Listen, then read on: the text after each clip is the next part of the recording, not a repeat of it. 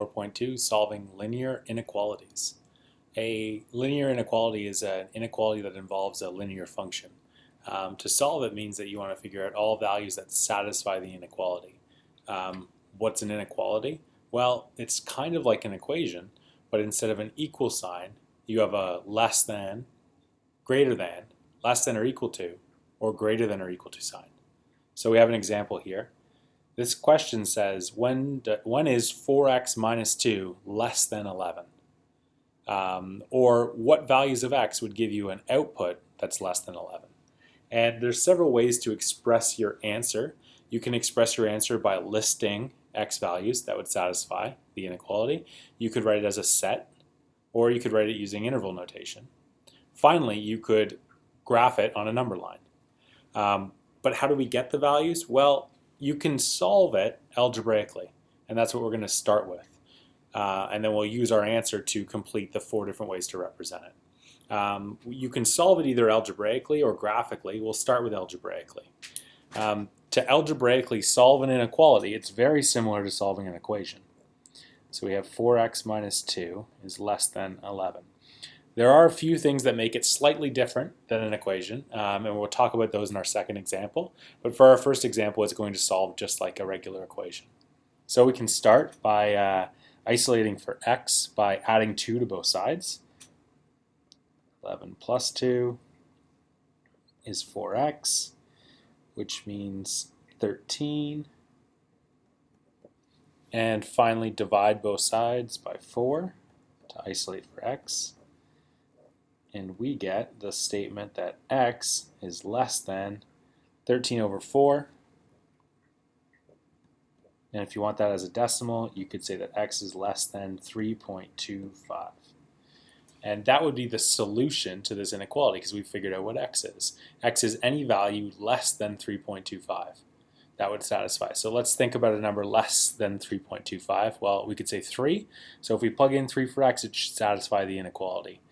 4 times 3 is 12, minus 2 is 10. 10 is less than 11, so that satisfies the inequality. To list answers that are less than 3.25, we could say that x belongs to, and if we were just listing integers, we'd say, well, 3 or 2 or 1 or 0. But that leaves out all the values between 3 and 2, or 3.25 and 3, and it would actually be impossible to list all those values. So in terms of using a list as part of your way to express your answer, let's say that that's not a great way to express your answer. We could do it by listing like set notation. We could first define the values that x could take. Since x is less than 3.25 and there was no restriction put on it by the inequality, it could be really any real number that's less than 3.25. So as our set, we could say that x belongs to real such that x is less than 3.25. And that would be a great way to express an answer because it tells you the number set and it tells you that it has to be less than 3.25. You could also write that as an interval. Interval notations using round and square brackets, starting at the furthest left value on the number line that you could possibly have, and that would be negative infinity, because it's just less than 3.25. The biggest number would be 3.25, and since it's not including 3.25, it's a round bracket.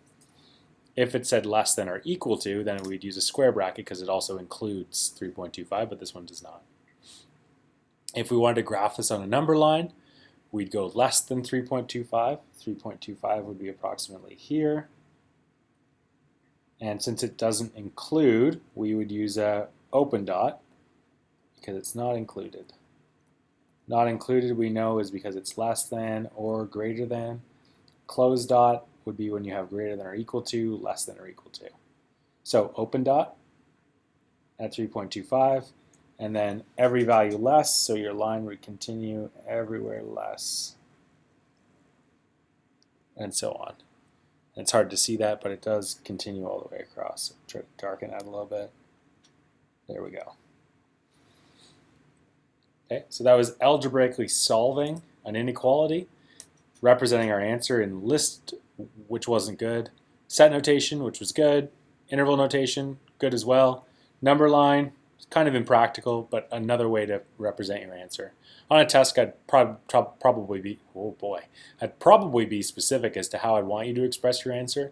But if I wasn't, you should probably pick set or interval notation. Drawing a number line would just be time consuming. You can also represent your answer graphically or come up with an answer graphically. And the way you do that is you look at the inequality, 4x minus 2 and 11, and you graph both sides separately as if they were their own function. So 4x minus 2 would be graphing a line with a slope of 4 and a y-intercept of 2, and we have that graphed right here. We have our y-intercept of 2, and for every 1 over, it's going up 4, negative 2 to 2 over 1. So that has a slope of 4, y-intercept negative 2. This is our line, 4x minus 2. And how would we graph y equals 11? Well, that'd be a horizontal line that goes through 11. So this would be your 11.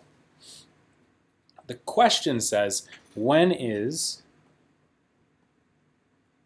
4x minus 2 less than 11? Or when is the line under,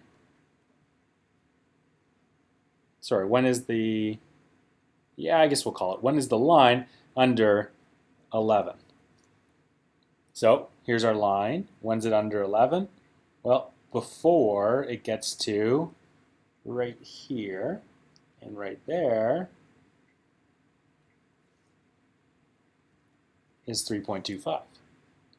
So the part of our answer would be right here, and we would make that an open circle because it doesn't touch if we wanted to include that as part of our answer.